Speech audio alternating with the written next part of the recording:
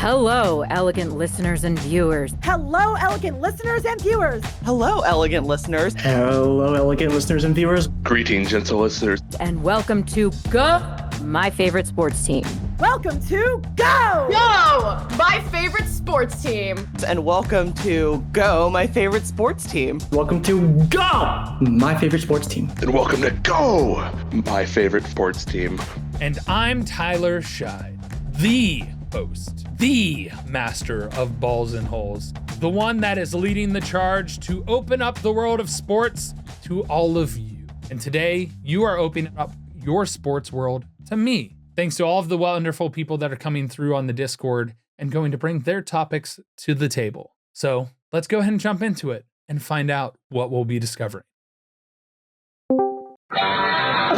Oh my God! Oh, what just happened? I was not prepared! I was not prepared at all! I forgot about that. Oh my God, what is this? What just happened? I don't know what's going on.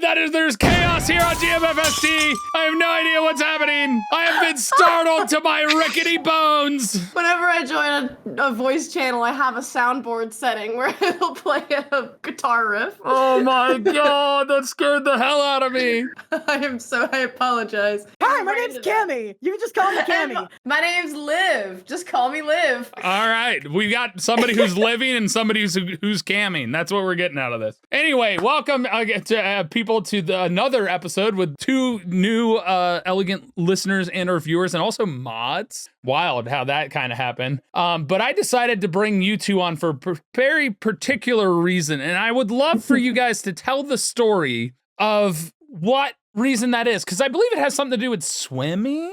Yes, it does. Yeah. Yes. So who wants to start it off? Who wants to take it away? I mean, I can go ahead and start it because that's kind of where it started at the beginning anyway. Yeah, if you want to start about like your experience with swim, and then I'll go in with mine, and then we can talk about how it intertwined. Yeah, tell the long epic of how this began.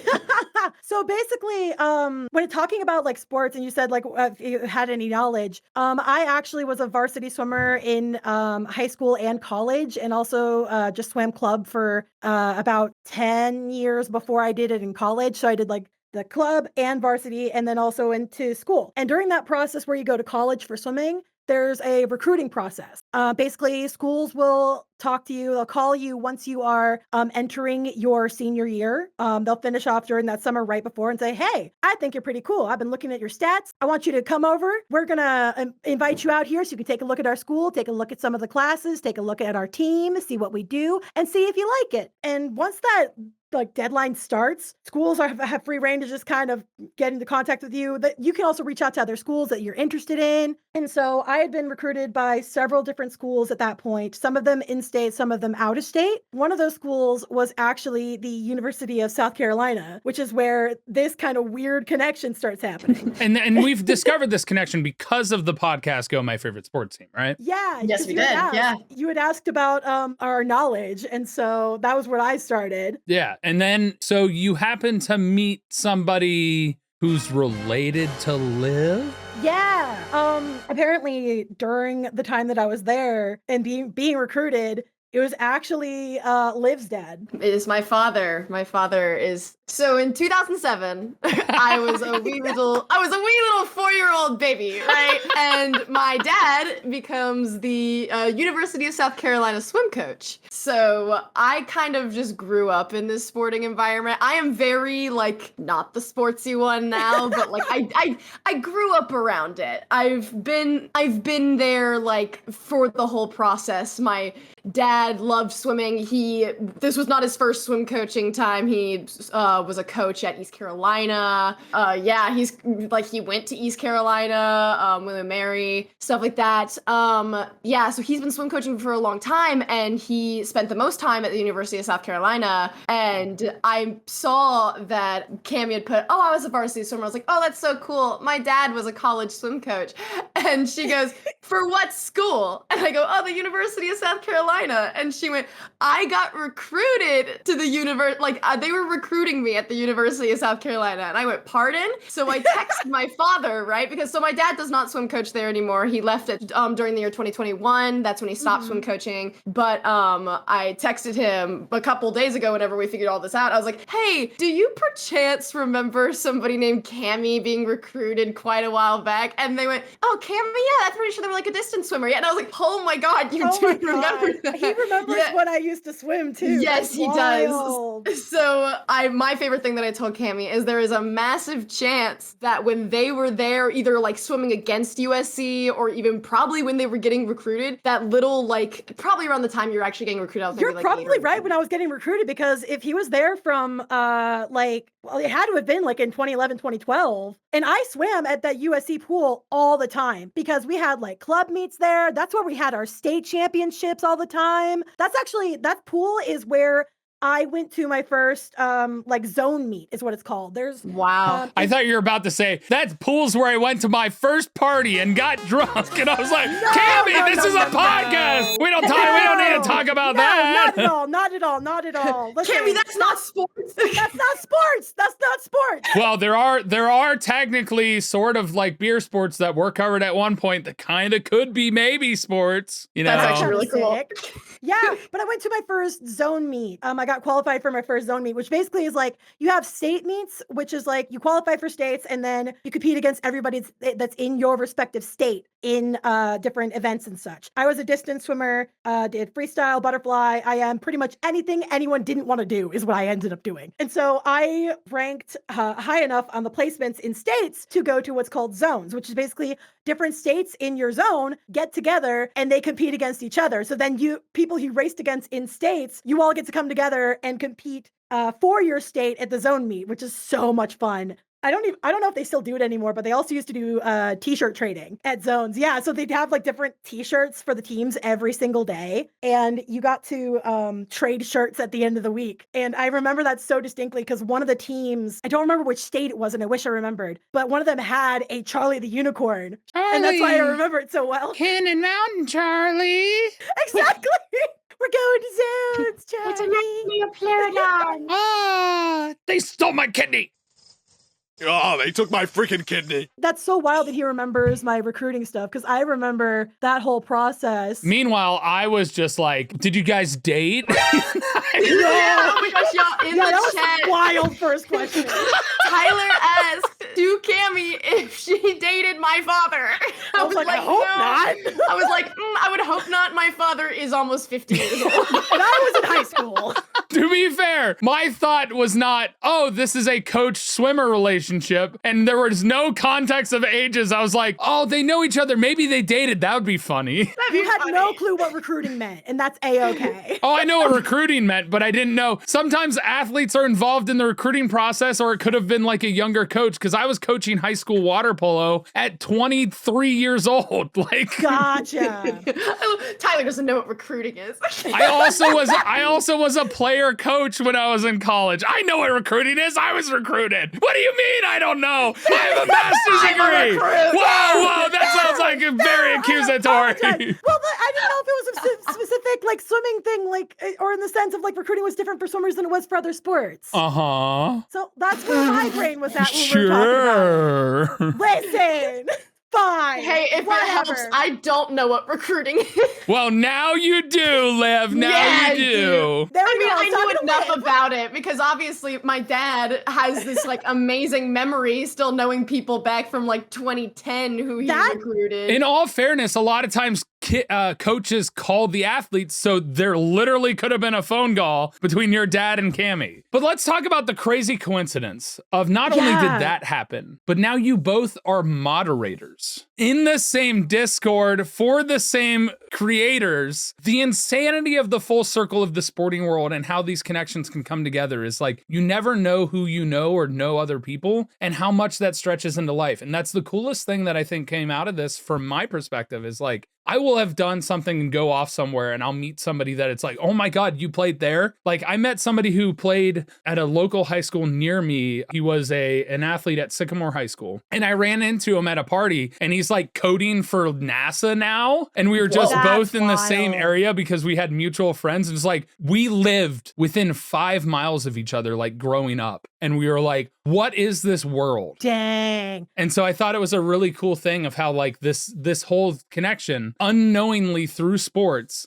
and you two end up meeting and interacting in a very unique way. Real, and I love that it comes around out of nowhere too. For example, we've been moderating together for almost 7-8 years now. We've been doing it for a while. It was like 2017, and notice how just now, like this many years later, we're learning about it. That's how much longevity there is in the sports stuff. Like, yeah, there was that connection through sports, and also like it's just there all the time, even when you don't know it. There's probably so many people out there connected through sports that they don't even realize. Yeah, and so that's the coolest thing is like it doesn't even have to be that you know it necessarily, but the ability to understand sports and create those connections as well as just being around it enough, suddenly you'll meet people and have something to connect with, which is why sports, I always say, and music are two of the most interconnecting things across the world, because there are so many branches and tangents that occur within those worlds that it's almost like its own language, it's its own community, it's its own thing, and people can connect on a uniquely different level than they do in normal day-to-day.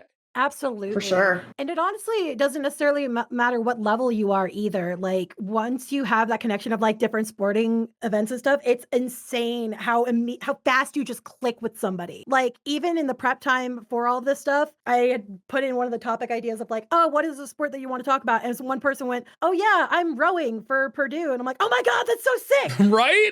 Yeah. And so you just immediately like, oh my God, the instant connection I just feel with you because I'm familiar with this thing that you're talking about. Well, and it doesn't even have to be a sport that you did. It's just understanding that sport mindset and what you're going through in the recruiting process and everything. It's really unique. That's a big one, yeah, especially as someone who does, like, obviously I don't dabble in sports as much anymore, but still, like, finding people who did that sport or actively do that sport. For example, the one sport I did do a lot growing up was volleyball. Yeah. And so even as someone who doesn't play that anymore, when someone's like, oh yeah, I'm in volleyball right now, I'm like, oh, what position are you? Or, oh, like, where do you do volleyball at? Because I did a lot of club volleyball, so it's really cool to, like, even then as someone who like is a theater kid, like artsy person now, still getting to connect with people over like a sport that I did years ago. It's such a fun topic to like discuss with people. I was gonna say, and even when you leave, like you don't know what crazy level you're about to like see other people go to that you like used to compete with. Like my sister swam for another school and it was an Ivy League school, and one of her teammates actually just competed in Paris. Oh wow. So she went there to support her and a couple of teammates went because they were like, oh my God, it wasn't even the fact of like we get to go to the Olympics. It's like we get to go see our friend compete. This is insane. Like we know that one, like in the lane specifically. And even like for my year, my recruitment year was the same recruitment year as Katie Ledecky, who is now like one of the most decorated female swimmers. Flex. Literally the greatest female swimmer of all time, period. Yeah, I know. And I remember distinctly in high school when that whole process started, I was like, I know I'm not looking at any of those schools. Thank goodness for that, because I knew the minute that date dropped, they'd all be calling Katie, be like, hello. Yeah, but it's also one of those things, and the biggest thing that I thought it'd be really fun to talk to you guys about was simply the highlight that sports is an ongoing thing. It will forever be a part of your life if you get into it, and you'll never realize until you start talking to other people the crazy connections that come together, particularly like you guys, Cammy having known Liv's father, and all of a sudden ending up being in the same circle. It's just a really cool story. I love the way that sports bring people together in ways that they never even realized.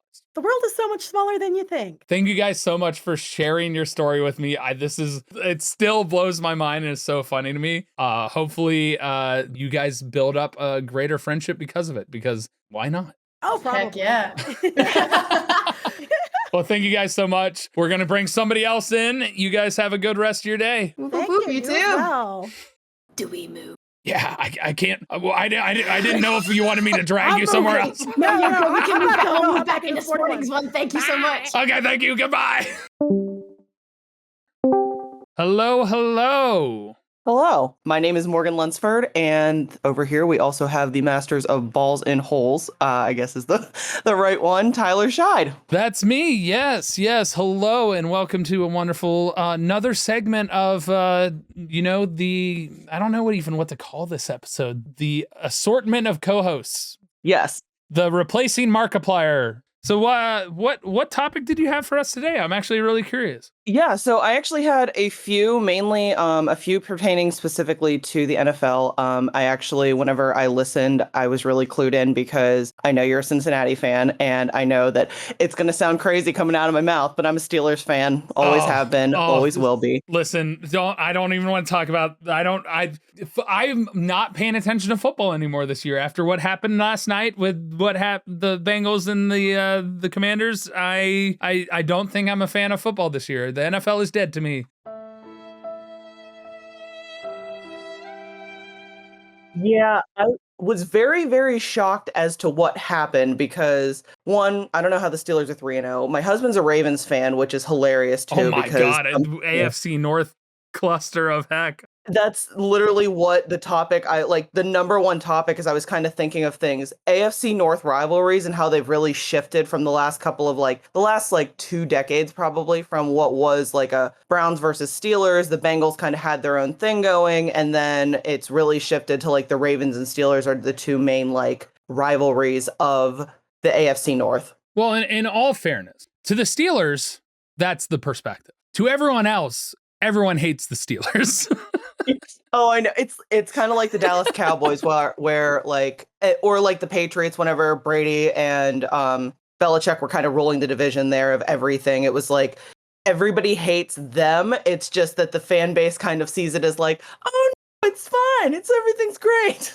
Well, it's that they don't see it as a rivalry because they beat them so much. So the interesting thing is Cleveland has sucked for years and years and years. Oh yeah. And so to them, there's always been a rivalry with Pittsburgh. And because the Browns technically are the Ravens as well, because the Browns had left to create the new expansion team of the Ravens when the Baltimore Colts moved to Indianapolis. So really, all of these teams kind of form from one person aside from the Steelers in Paul Brown. Really, all three of these teams will consider the Steelers the rival because they have origins to the same exact person in creating that football team. So that's why the history is the Steelers are always the rival of all of these teams. But to the Steelers, none of them have been competitive, at least in recent years, until the Bengals lately. And then obviously Baltimore has always been a big rival. They really have been, especially with everything going on over the last couple of years between Lamar and now them actually getting some good recruits on the team. It's just never really, I noticed over the last couple of years, it really just hasn't flown cohesively together. They've got so many good moving parts. And that's I can appreciate that, even though I'm not a huge Baltimore fan. I'm I can appreciate the fact that they have a lot of really good athletes on that team. It's just really hard to, I don't know, make it work for some reason. Yeah, it's kind of if you remember how ridiculously star-studded some teams get. They're we have this guy, we have this guy, we have this guy. It's like the Jets, right? The Jets suddenly get Aaron Rodgers. They get all these different parts and pieces that were oh, these are all pros, and then they don't do well. Or you look at Miami. You've got Tua, you've got Tyreek, you've got Waddle, you've got this extremely star-studded team, but they don't do well. It was like the Bengals when they had Carson Palmer, they had Chad Johnson, they had Terrell Owens, again, a star-studded team, but they didn't work well cohesively because there's a level of getting too many egos into the group and it causes issues. But the interesting thing is rivalries always expand, right? And so one team will always see something as a rivalry or a competition. And to me, in a division, everyone's a rival. They're all competing to win the division. Oh, absolutely. But the camaraderie that exists is all based on the competitive level. Because if you're just beating a team over and over and over and it's very one-sided, it's not a rivalry. It never is, no. Yeah, the team that's winning all the time, it's not a rivalry. But when there's competition, you never know who's going to get there. It's a rivalry. And obviously the Bengals and the Steelers have always had some serious tension. We can talk about the most violent playoff game to ever happen in history with the most personal fouls thrown out as regard to penalties. And I still have a number of gripes with relation to the fact that at least for the Bengals, the coaches weren't messing with players. Whereas the Steelers did. So I have a lot of gripes about that game, and I'm not going to get into that because you're a Steelers fan. I mean, I'm always open for a discussion about it. I'm not like my biggest thing about sports is, and I mean, just life in general lately, I've learned to, you can die by whatever, I guess, topic or whatever thing you're passionate about. But at the same time, if you don't want to hear other people out, then like, what's the point of having a conversation? Exactly. The biggest thing about that game for me, and the part that made me the most mad, is that obviously a Steelers coach pulled Reggie Nelson's hair on the sideline and caused a whole kerfuffle. A coach was on the field when he wasn't supposed to be, which led to a penalty. Granted, Adam Jones shouldn't have reacted the way that he was, and that's a whole other issue. But those two instances, the NFL talked about fining those coaches and punishing them. And they did that initially, but then they rescinded it. So those coaches never received any sort of punishment or reprimand from those instances. And that's the part that makes me the most angry about that, is the bias that occurred with relation to a lot of things that happened to that game resulted after the fact in being so much more against the Bengals than the Steelers, because there were things that weren't done to punish the organization when it came to coaches breaking the rules. I know, which is just absolutely crazy because, I mean, then you can go into so many other topics of just coaches breaking the rules and really and truly no real like reprimands being dealt out. It's kind of like, here's a slap on the wrist, but we're also going to turn our back to the people that we, depends on kind of what's going on in the background there. But it's like, we're going to turn our back to people and just kind of say, don't do that again. But then things keep happening. So. Right. And so from an organizing body, all of a sudden you're like, we don't want this to happen again, which they came out and said, we don't want it to be this level of violence and, issues that occurred, because that game got out of hand. It 100% got out of hand in relation to the personal fouls and everything that was flying around. In order for you to fix that so it doesn't happen in the future, you need to enforce the things that you're saying you're going to do. And that's the problem I had with the NFL and handling that whole situation, is that it did that. And then obviously Burfitt, in my opinion, at that time was not a dirty player.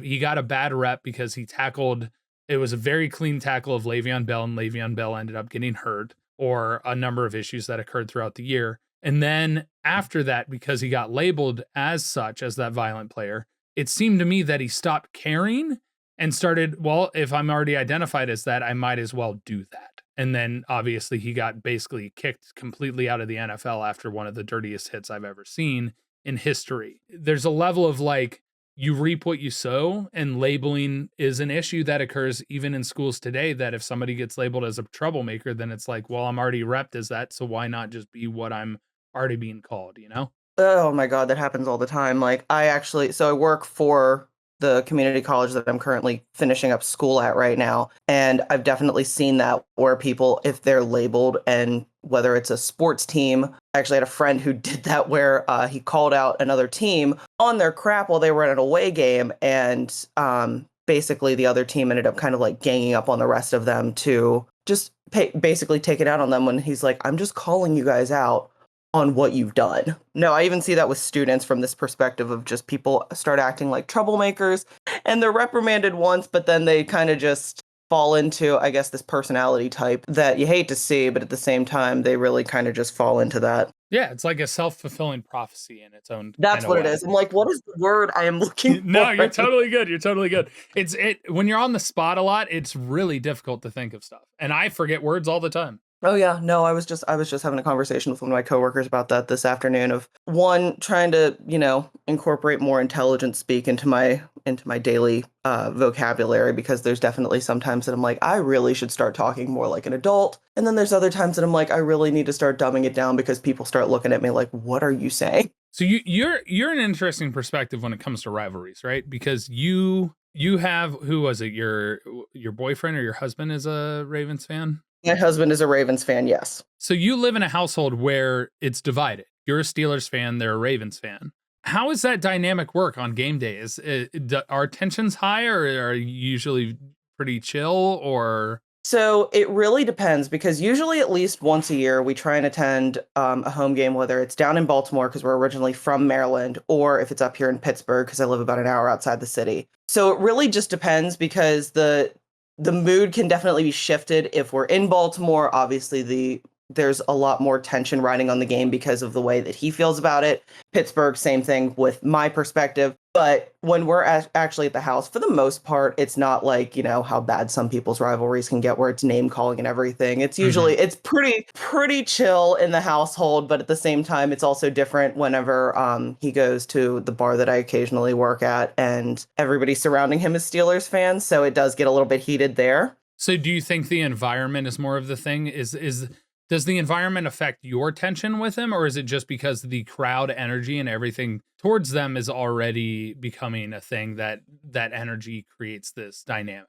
Oh, yeah, no, that's a great question. So definitely more the crowd dynamic of everything or just kind of the surrounding circumstances, because usually at home, we're both sitting kind of just on the couch there and just watching the game. There's occasionally some shouting, but it's mainly at the TV and not at each other. Right. So that you get that energy. The funniest thing is, do you find yourself being more with the crowd of the fan that you're with, or do you find yourself defending your husband, say if you're at a Steelers game and there's a bunch of Steelers fans? It depends, because if it depends on the calls too, because sometimes you can definitely tell like, oh, the refs seem to be favoring the home team or they seem to be favoring the away team. Other times I'm kind of like, yeah, maybe that was a bad call there. There's other times though that I'm definitely like, I joke, but I'm like, I'm not with him right now. That guy kind of came on his own.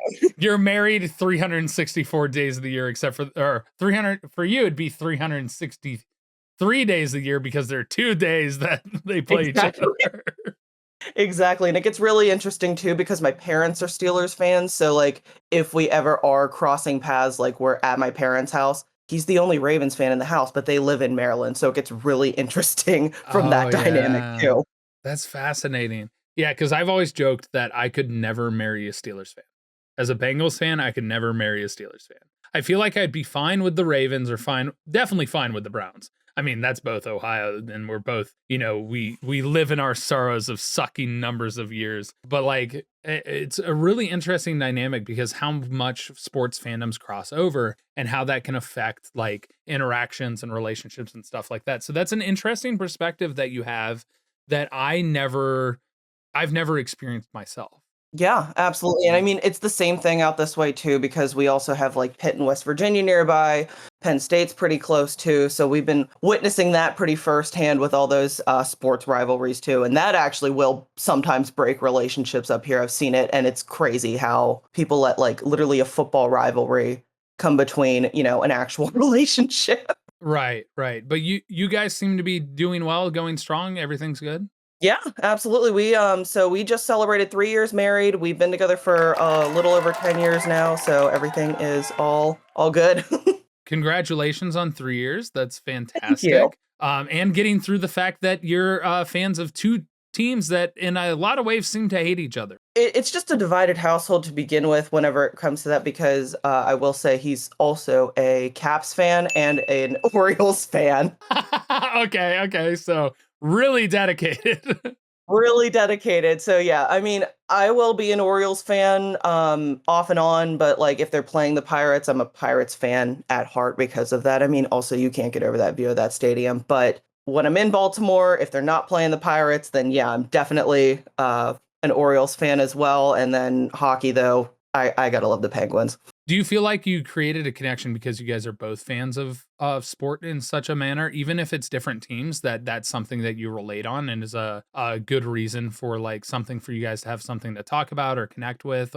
Fun fact, he actually didn't start like watching sports or like games, anything like that as deeply as he did until after we had already moved in together, when he realized like how big of a football town this was, where we live and everything. So he really didn't get into it until after he had moved. And then he kind of said, oh, well, because we're originally from that area, I got to kind of root for Baltimore there, even though I moved up to this Pittsburgh area. So it was a choice. It was a choice, but it has actually it really has helped with finding convenient things to do on like date night, because, find a sports bar, we can go watch a game. Even if it's not any of our teams playing, it's still something we can have a conversation about. Same with like basketball, specifically like college basketball, because he's a huge Maryland fan. Like it's something nice to kind of have all year round. Like I know my mom will jokingly sometimes say like, oh my God, sports all year round. And I'm thinking to myself, yes, sports all year round. I hate that lull in the middle of the year whenever we're waiting for baseball season to start and hockey's starting to die down and everything's kind of dying down. So I hate whenever that lull happens in the middle of the year because I'm like, there's nothing else to. That's why we create the water polo professional league, and then you'll have something to fill the gap.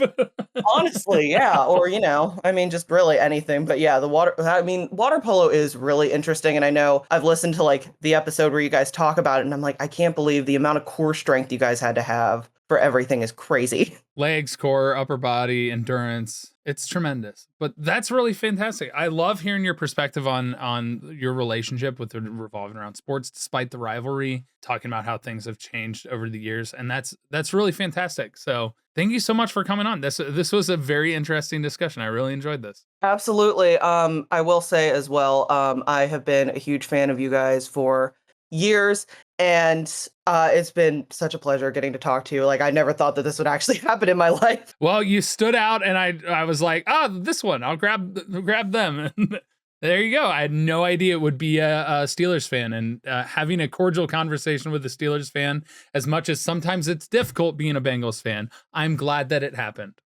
Yeah, absolutely. Anything you want to shout out before you take off? Aside from Go Steelers and editors, put in a lot of booze after the Go Steelers. I'm really hoping that the Pirates can actually pull out and not look terrible for the rest of the year. But otherwise, I hope everything is going well on your end. And I think I listen very sporadically sometimes to the podcast, unfortunately, because of school and everything. But one of the last episodes I listened to was about your dating life. So I hope that's going well. It's still non-existent, but I really appreciate it. Well wishes are always welcome, whether they do anything or not. That's a whole other conversation. Yeah, no, that's totally fair. I have friends in that same boat right now. Well, thank you so much. I hope you have a great rest of your day, and thank you so much for making the time to come on the podcast and talk. Absolutely. Thanks for having me. Hello. You are muted. Oh, jeez. Oh, God, it's loud. What is that? Oh, shit. The AC. Oh, no. Oh, God.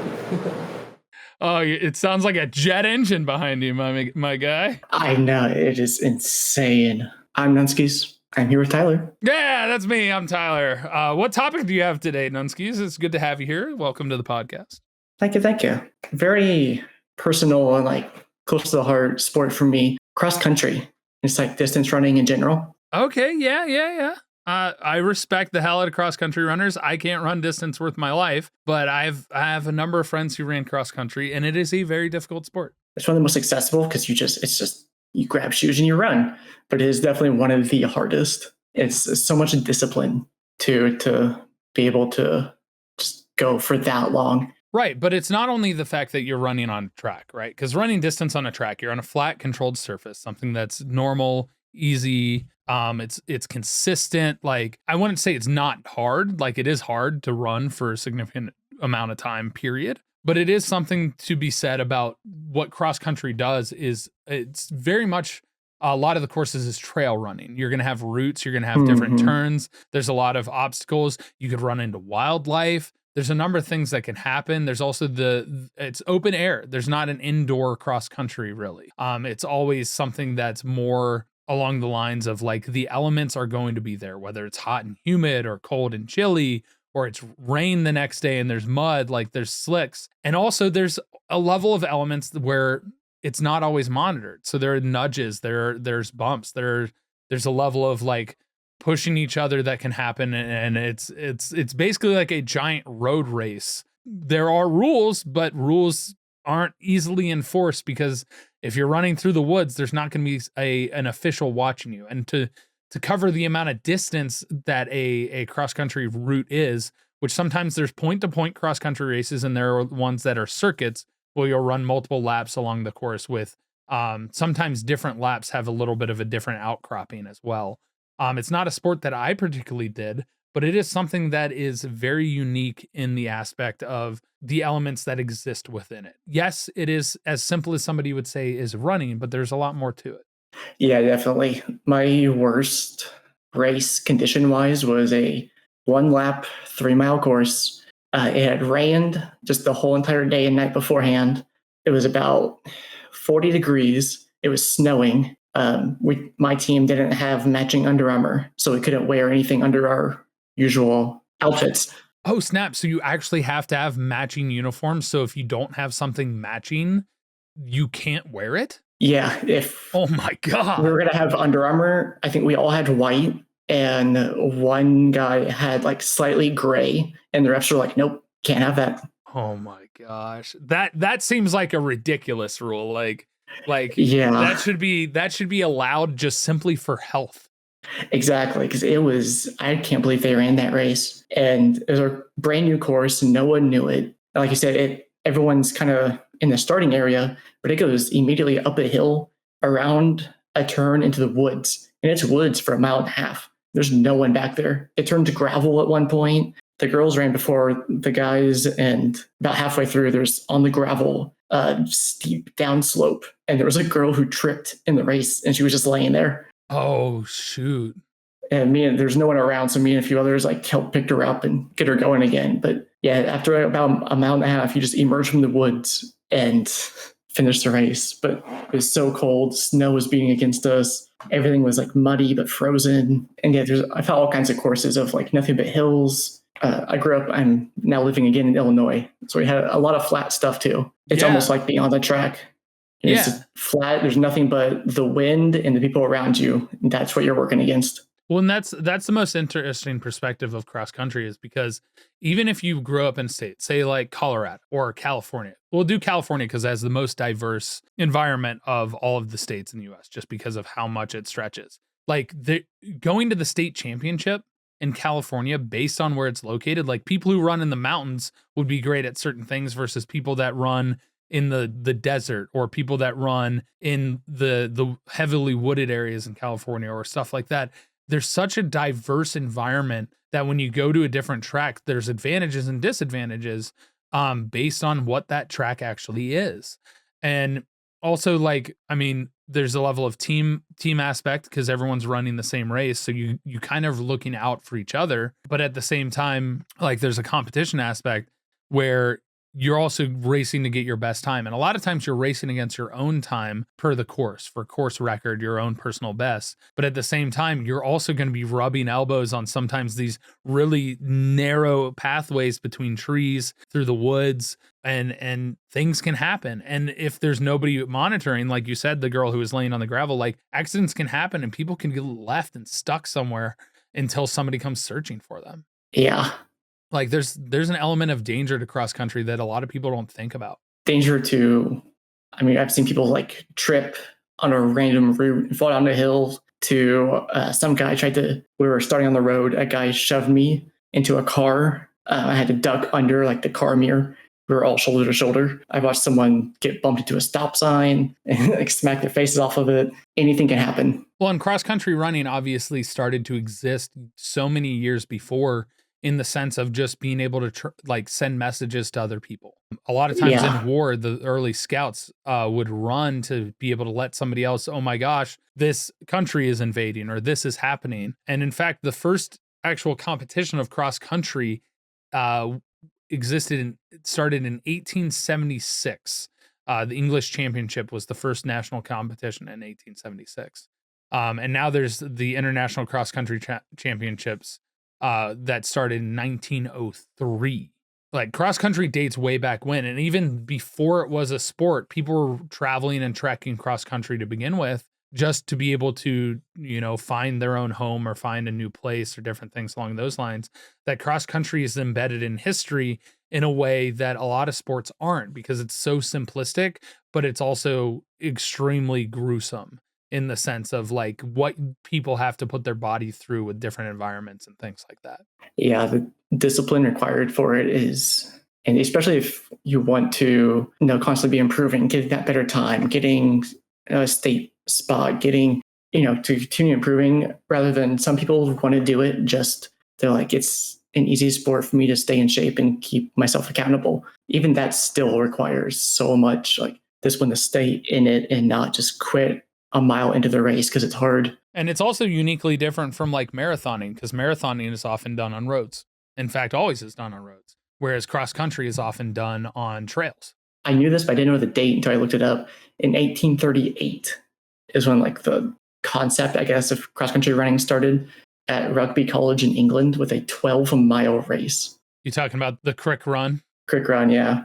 The best part about this is it's like, I realize this a lot of times when I talk about this is people will bring up something and I'll just do a quick Google search, but I'll see the same stuff that they do. I wonder how many people actually think that I just know this off the top of my head.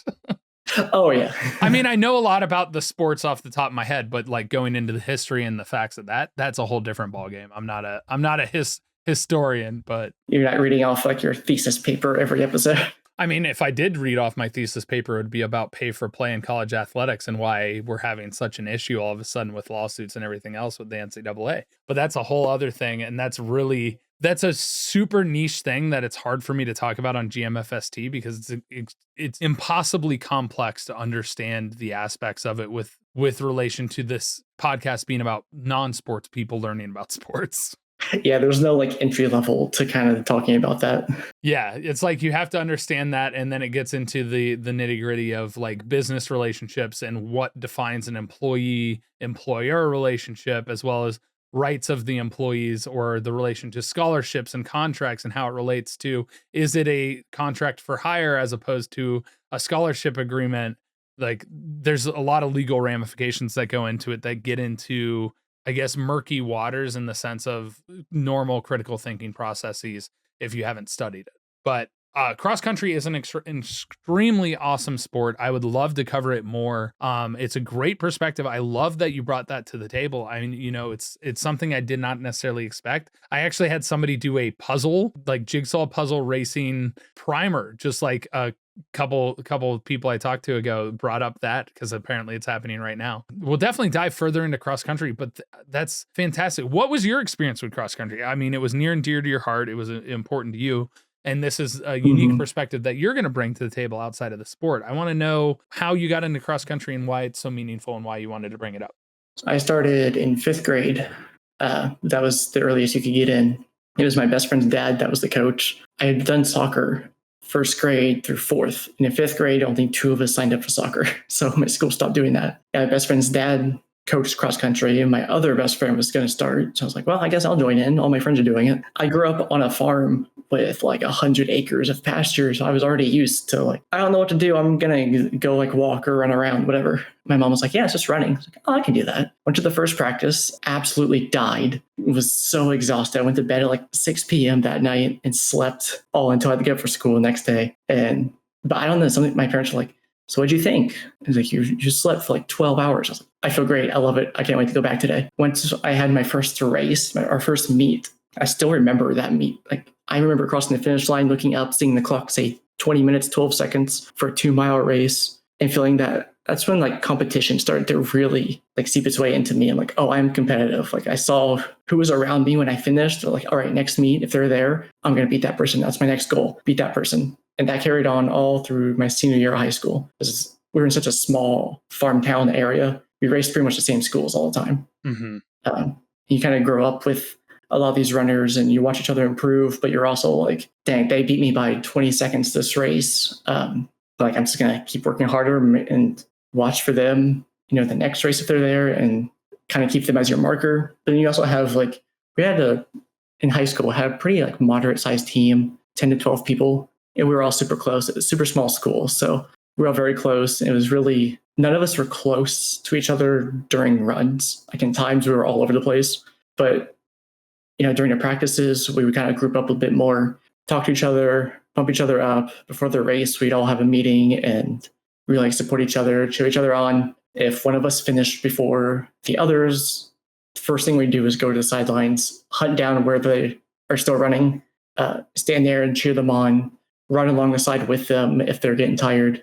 And I guess that aspect of like team togetherness and also being able to tunnel vision on yourself and your times, improving that way on an individual level. There's just so much to it. I just loved every aspect of it. So do you think it's like stuck with you over the years as things that you've learned from doing cross country, like perseverance, fighting through the pain? Because a lot of that is, you know, having to push through when your legs feel like they're about to give out from underneath you. And just like finding people and connecting with people because of your experience in sport. Yeah, be able to. I've definitely had races from the first year all the way some of my senior year, even a mile in. I'm like, I do not want to do this. It's 8 a.m. on a Saturday morning. You know, I don't want to be here. I don't know. You find that drive in you. You kind of like become mindful of like what you're doing, where you're at. Like, all right, it doesn't matter. I'm in a competition right now. I'm in a race. I want to do the best as I can. I don't want to start falling behind in progress to other people. I've had to push through injuries.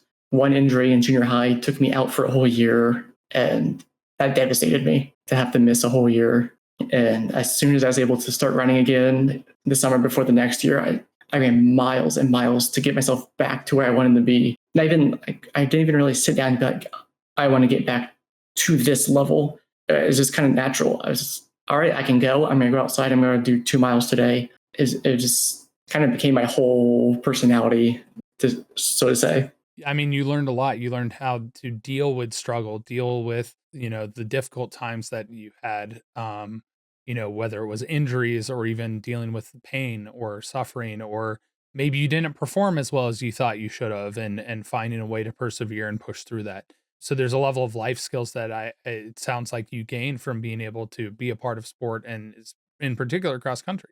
Mm-hmm. Even into like non-sport stuff, like now behind the scenes for me, there's been a lot of change, a lot of hard stuff going on. And it's just kind of like, you stop, take a breath. You're like, all right, I still got another lap to go. Let's just keep going. That's awesome. And then do you find yourself connecting with other people because of your experience with cross country, or something with relation to sports wise?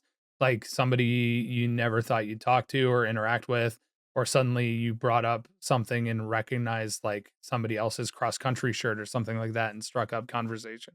Yeah, when I first visited Denver, Colorado a few years ago, there was someone with it was track, but it's still like the 2 mile race in track. It's like their school 3,200 meter, and then their personal best time on there, and it was pretty close to mine. I walked up to him. I was like, "Oh, it's really nice, like varsity jacket you got." He said, "Oh, thanks." I was like, "Is that your time on the back?" I'm like, "Yeah."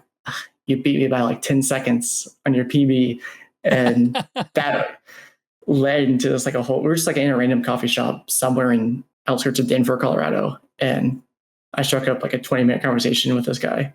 Like we had similar injuries at different points in our running careers. I was like, "Oh, I'm from Illinois." He was like, "Oh, I'm like in Missouri, but right there on the Missouri-Illinois line." Just a completely random stranger, but you come to find like all these similarities and things you have in common with them. And this is a really nice chat with someone I never would have otherwise seen that time and be like, what does that mean? 3,200 in 10 minutes. What does that mean? Yeah, incredible. Well, that's awesome. Well, it was a pleasure talking with you, hearing your story and perspective of cross country. I definitely need to do a deeper dive and a primer in cross country eventually. But it's a sport I've never thought of getting into, but that was the same thing that I was with swimming. And I ended up getting into swimming. I was always a sprinter or a team sport aspect, in the sense of like working together with a team to score high. Whereas like cross country is a team sport, but it's more of a virtual team where the actual event itself is based entirely on your individual performance. And then you earn scores based on your each time. But in training, like you create that dynamic of working together, you're cheering for each other, which is also very similar to how swimming works. The only difference is swimming has the occasional relay where you actually have to coordinate with each other. Granted, when you're actually swimming, it's still only you swimming. You just have to time the launch part to get into the water with them. So it's an interesting sport. It's something that I probably never would have gotten into as a bigger guy, but it's something that I've always had a lot of respect for and had a lot of friends compete in. One of my good friends in high school actually was a cross country runner. And then I've actually met more cross country runners out here in LA since I've moved out here. Oh, I bet. Just the understanding of sport and understanding like what goes into everything with relation to the different levels of sport or different types of sport that you create this dynamic where it's almost like you can talk about it and have a relatability that you otherwise wouldn't have. Exactly. So thank you so much. Is there any shout outs or anything you want to give before we move on? Not particularly. I want to thank you for doing like this little event, bringing people on, and just the podcast in general. I remember when you guys announced it, I was so excited because I'm just a big sports person, and I love bringing my friends in with like I'll give you the basic knowledge you can understand what I'm fanboying about. It's just a really cool concept all around. Oh, thank you so much. Appreciate your time, and I hope you have a great rest of your day. You too, Tyler. See you. Hello. Are you there? This is slightly unexpected. Hey, you're in that chat, so there's a random possibility that you're going to get grabbed and put into this. Yeah, I mean, I was just there for the music. I was just vibing. I'm not even on my like big PC setup. I just joined on my phone and had some mac and cheese. Like, So are you prepared with anything whatsoever? my name is Aoreo, the bounciest, the biggest, the best man there is. Honestly, being in that VC got me thinking. Have you guys discussed, because I've listened to a good portion of the podcast. I haven't listened to every episode, but I feel like I've listened to a good portion. Have you guys went over like theater and like music at all? We have not. And the reason we have not is because that falls into more of the arts than it would necessarily the sport.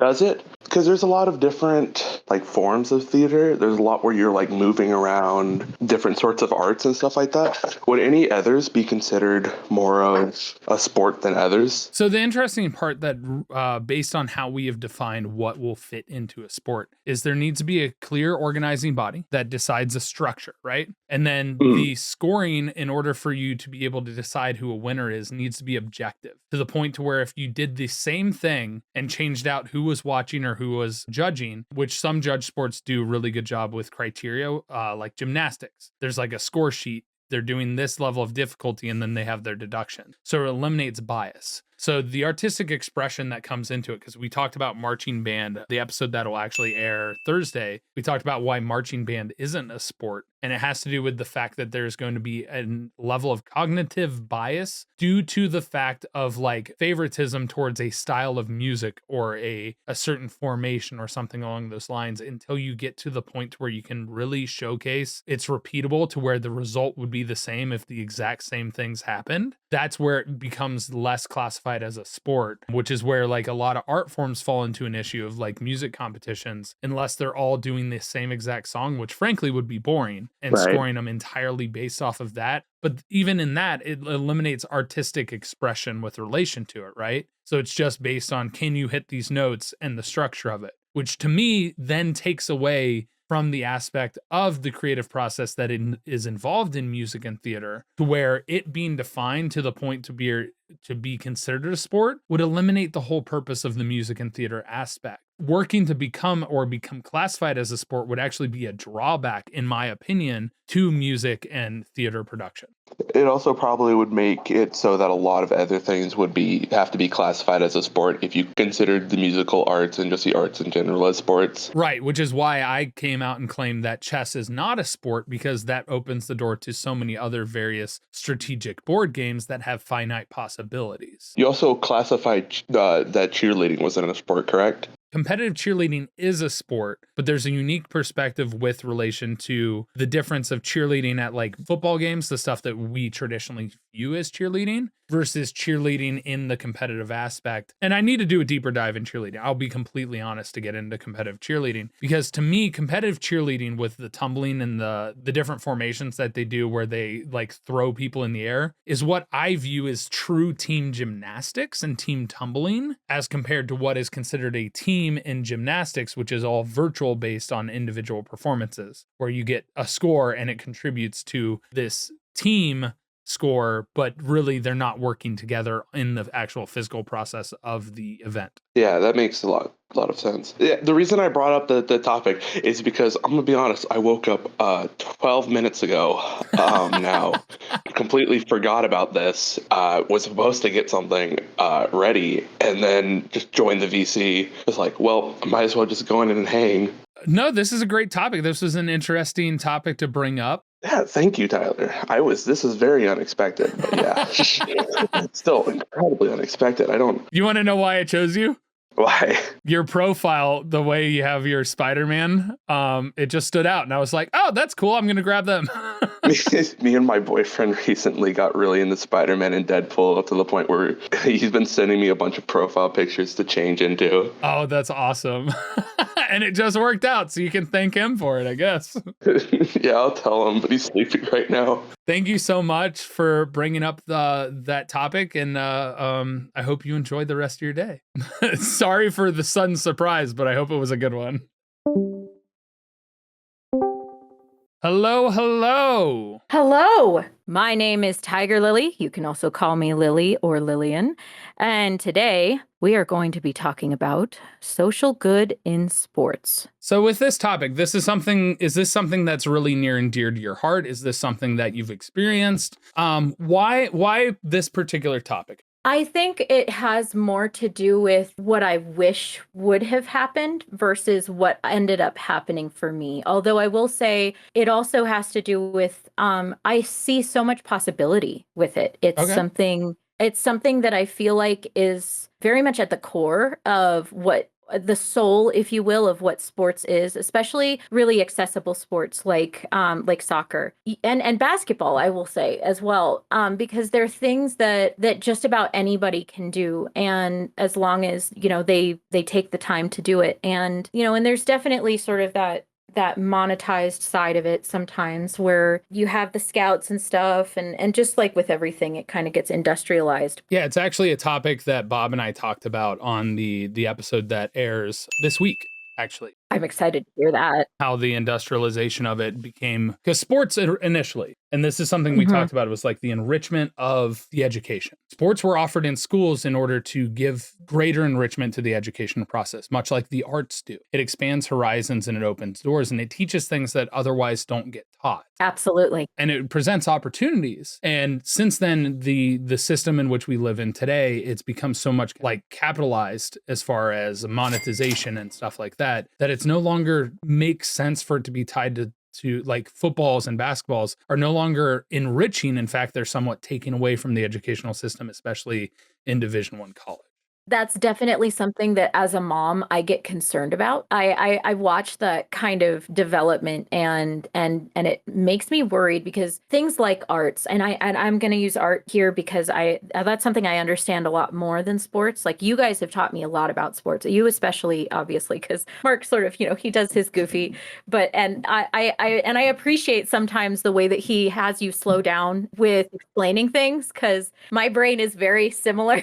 I have ADHD and I'm currently I'm my PCP and I think I'm autistic, but it's been a real struggle to get me diagnosed. There we go. In terms of with like the arts, so much of it can be so enriching, but because of the capitalization of arts, it has started to do the exact same thing. And you see that in both the industries and in schools. Either it gets taken out entirely or it becomes something that is all about trying to bring in money for the school and less about enriching the children. And that frustrates me because I feel like things like sports and arts are meant specifically to help build a person's brain. Like that's really what we're doing. We're trying to really help enrich the entire mind and not just focus on on numbers or on writing. And I personally think that both sports and arts can help tremendously with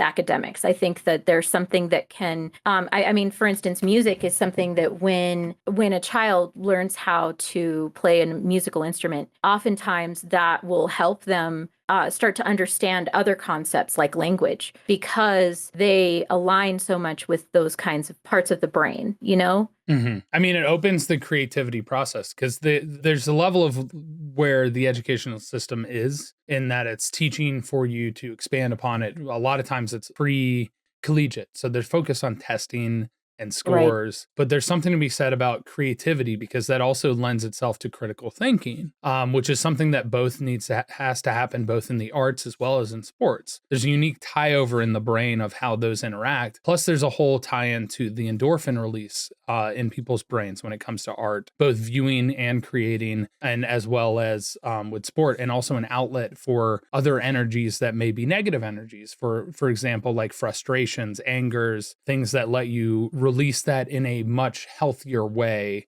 through other means. No, absolutely. And I totally agree with that in such a strong way too, because personally, like if I had more of an outlet like that when I was in high school, because I was homeless for most of my I didn't really have a solid home until I was 22. Throughout my younger childhood, like I remember when I was in 4th grade and 5th grade, I was in sports for a brief amount of time. I did soccer, I did basketball, I sucked at soccer like a lot.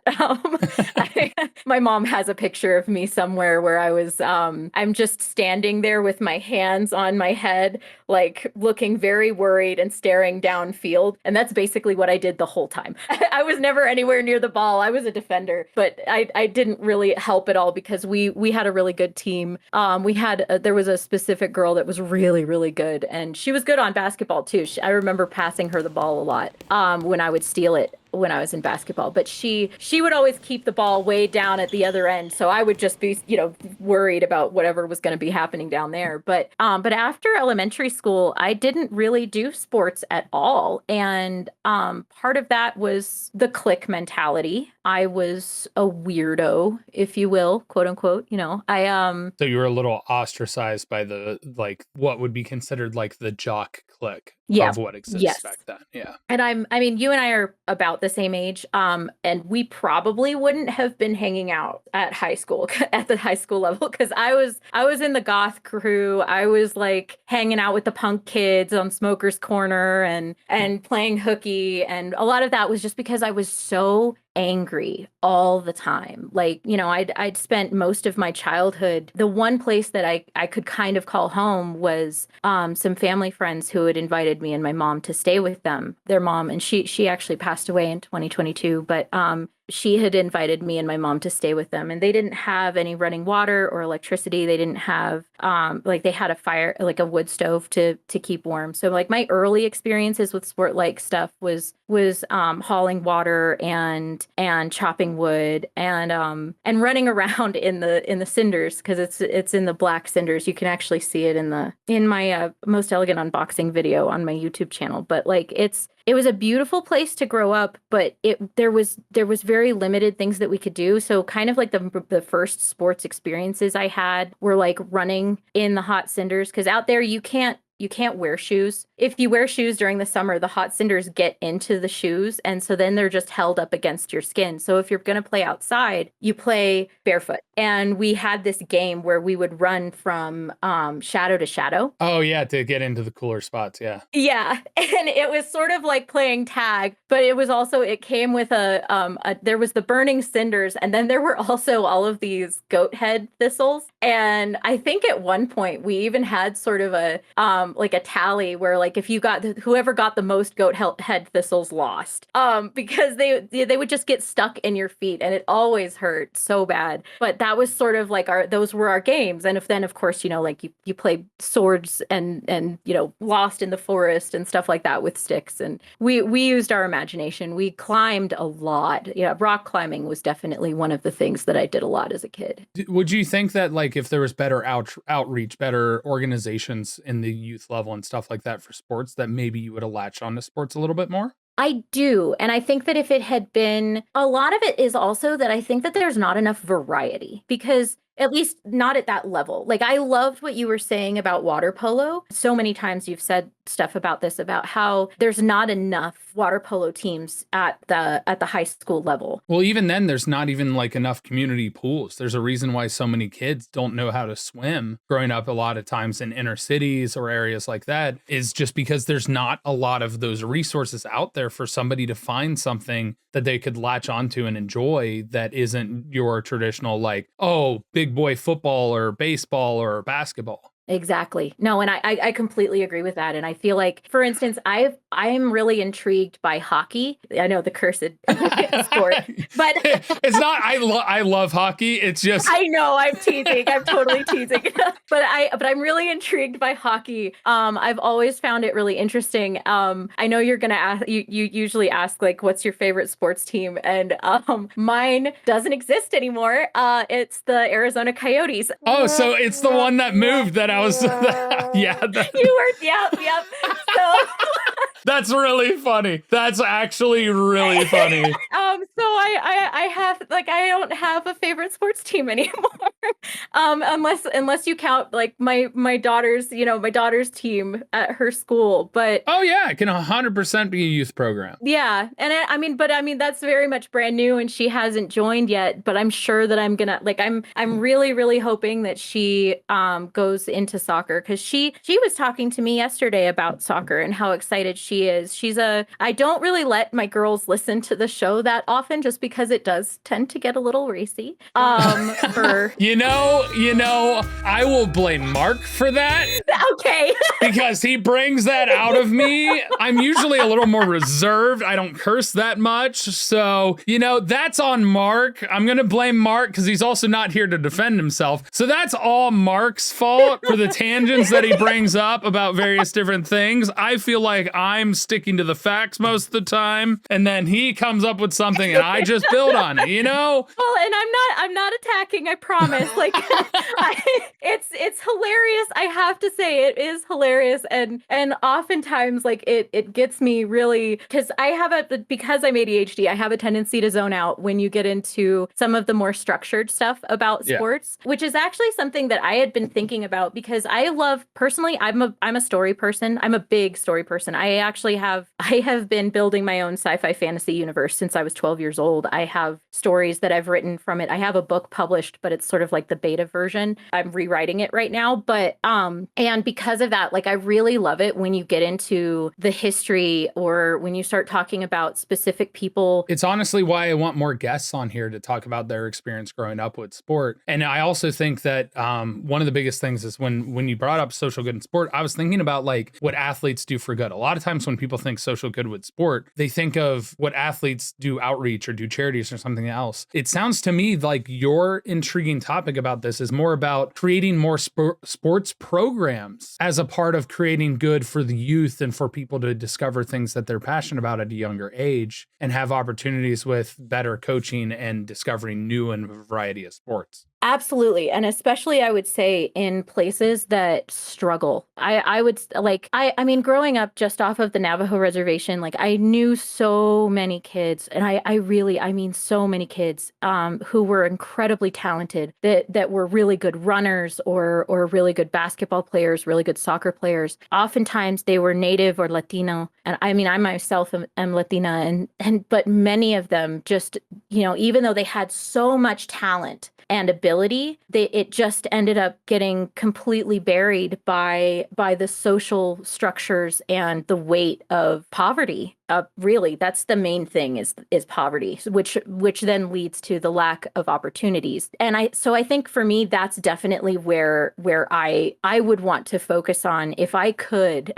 And I definitely, since my childhood, my main dream has always been to just have a family and have a home. But my other dream has always been to create more opportunities to uplift communities, because I have seen so many people, and I can't express that enough, who had so much potential and it never went anywhere because of where they were and their lack of access to help. And I feel like sports is one of the most accessible. Like sports and arts it's one of the reasons I get so frustrated that they get dismissed so frequently by academics and by society, because that is where you can really, really help people who are impoverished, people who are in minority groups in general, because that's where they can shine without having to pay for this, that, and the other thing, or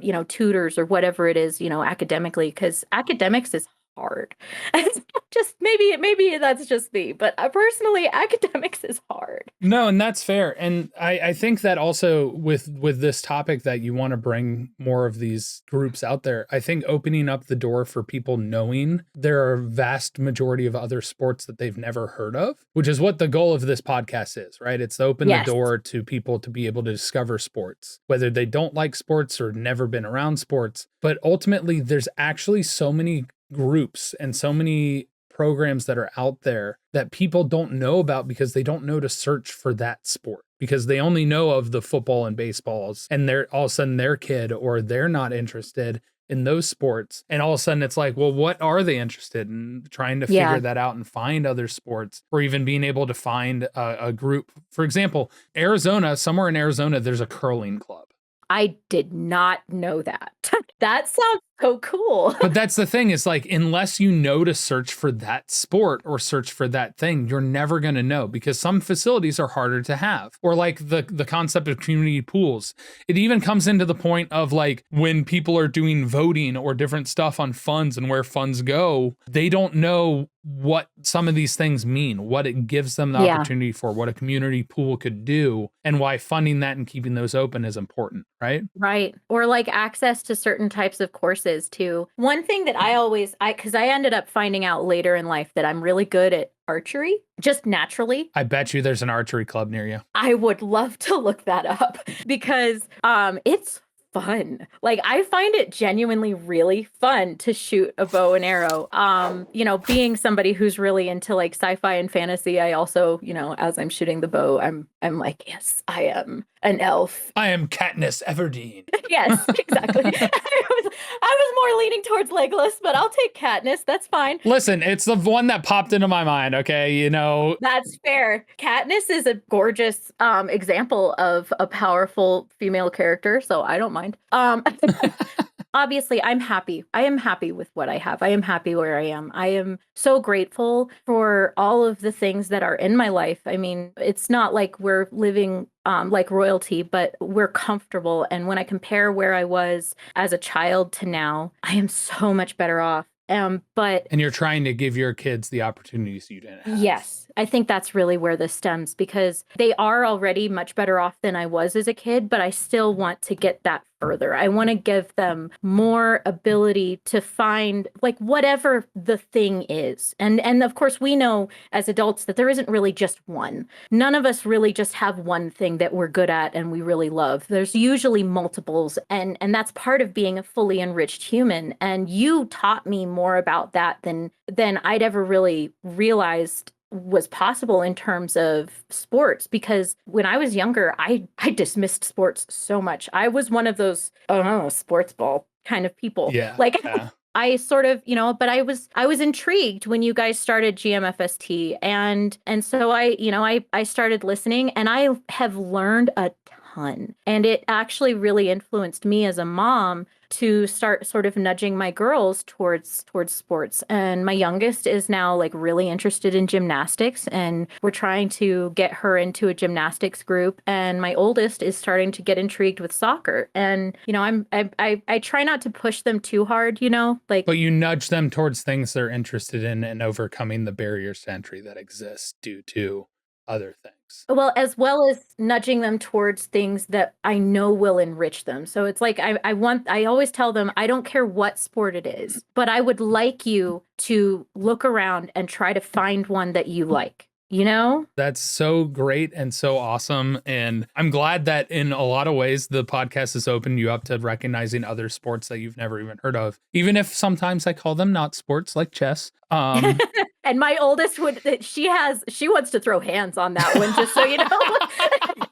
Whenever you say it's not a sport, she's just like, but it's so strategic, and like she gets so like intense. It's hysterical. Honestly, I love it so much. But I totally understand your perspective on that, and it's sort of like, so I was a dancer. I did a lot of dancing in my senior year. That's sort of like the one thing towards the end of high school that's sort of, it's not obviously it's I agree, it's not a sport. We haven't talked about dancing yet. You don't know. Okay, no. well, that's fair. Well, and I'm sure, and I would say competitive dancing, I could see that for sure. But in terms of just like when you're just dancing, I feel like that leans more into art form, into performance art. And I love dancing. Like I haven't done it in quite a while, but it is one of those things that it can be very freeing, and it really gets your endorphins going, and it teaches you a lot of, the motor skills that you need. And I was not a very graceful child. My mom actually used to call me Grace in a sarcastic way all the time. I cannot tell you how many times I scraped my nose just because I tripped over a curb. It was ridiculous. Dance helped me tremendously with that, but I do kind of feel like dance leans more into that art side, and I recognize that, like, I can understand your reluctance, for instance, to call Chess a sport? Oh, gymnastics? Yeah, I was going to say gymnastics. Like I get where you're coming from in terms of the judging, because it is very subjective. It's just and I think gymnastics falls into that category of a sport simply because of how incredibly athletic. Well, and incredibly detailed they got within the scoring system. It didn't used to be that way, but now it is, to where scoring is based on difficulty level. So like you have a max score you can get, and then it lowers based on your errors. So there's a level of when you get into those judge things where they do a lot of work to get rid of the bias and make it more subjective. See, I didn't know that. Yeah, and so there's a lot of different things on that front, but the most amazing thing, the fact that you're trying to enrich your kids with sport, and that they're pursuing things and finding sport that they may not have otherwise. And you're trying your best to give them more opportunities than you had, which is something that my mom was really big about. She gave me and my brother opportunities that she never had because she moved around. She also grew up outside Native American reservations all across the U.S. because my grandfather, her dad, was I don't know if he was a minister or a pastor or whatever. He was non-denominational. Mm-hmm. And so he that's where his job would take him. And her mom, my grandmother, was a teacher who then stopped teaching so that he could pursue his career in doing his non-denominational. They were in the Peace Corps. They did a bunch of stuff. So my mom grew up really poor, dumpster diving for food and stuff, and living on those edges of the reservation all throughout her life. And so her goal was, I don't want my kids to have to move. I want them to be able to have friends. I want them to have opportunities that I never had. And it affected her career and everything along those lines. And it's really admirable to hear you talk about that. And also the fact that you're opening up the world of sport to your kids. And that's an incredible thing, because two people that I talked to were actually talking about how they related through sports without even realizing it. And they've literally been in the same community for the last 7 years and still found a connection through their sport experience. And how people who have grown up with sport and been through sport, when you run into somebody who's like, oh yeah, you played volleyball, or like, you never know how wide those connections are. The way I describe it is it's like a community, much like music. It's a language, much like music. It crosses all denominational lines. It crosses all across the globe. Everybody knows sport, the camaraderie, the teamwork, the individualistic aspect, the training, everything that goes into it, and the work ethic for it. And so it helps you beyond just knowing how to be a better teammate or dealing with failure, because that's another thing that sports teach you. But it also creates this opportunity to where you can relate and connect to other people. It's so powerful. And it's why I wanted to create this podcast, is there's so many people that ostracize sport because of mistreatments or different things that they experience in their life. But realizing that this goes beyond just, hey, this is the jocks thing. This is something that's like, I was a nerd. I was a person that cared about people more than I cared about anything else. I didn't care if they were good at a sport or something. My best friend growing up, his name was Christopher, was not great at sports, but he was my best friend growing up for the longest time. My friend Drew, same thing. Like, they ended up being good at soccer. My friend Christopher ended up getting good at swimming, which was a sport I never thought I'd get into. And then I swam competitively in college. But the understanding that goes across all sport and the connections that you can make by having passion around sport go beyond anything else. And I love hearing people want more of it and more outreach. And I would love for more programs to be out there. And maybe that's something GMFST can help with in the future. Yeah. Well, thank you so much, Lily. I hope you have a great rest of your day, and best of luck for your kids and everyone. I hope they enjoy sports and find something that they truly love. Thank you so much. And I'll be watching. All right. Bye. Bye. That's going to do it for this episode. We had a bunch of different people, fantastic elegant viewers and listeners of the podcast. I hope you guys enjoyed those topics. They brought different things and different perspectives that I never would have thought of to have a discussion about. So thank you to all of them, and thank you to all of you for supporting the podcast. This is a really cool concept. I actually love what we're doing. I love this idea, and I'll hopefully be able to do more of it. So if you want to support the podcast in any way imaginable, the easiest way is to share it with a friend, showcase it, share it on social media.